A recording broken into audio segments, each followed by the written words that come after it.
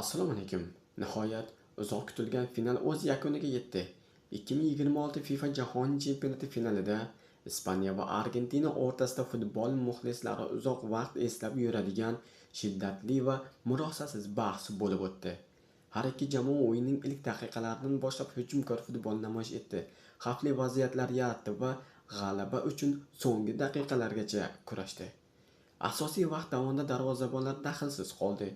Himoyachilar va darvozabonlar yuqori saviyada harakat qilib, bir necha xavfli hujumlarni bartaraf etishdi. O'yin taqdiri esa qo'shimcha bo'limlarda hal bo'ldi.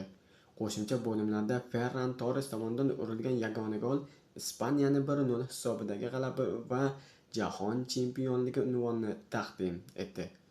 Argentina futbolchilari oxirgi daqiqalargacha hisobni tenglashtirish uchun bor kuchini ishga soldi, ammo Ispaniya himoyasi ishonchli o'yin namoyish etib, ustunlikni saqlab qoldi.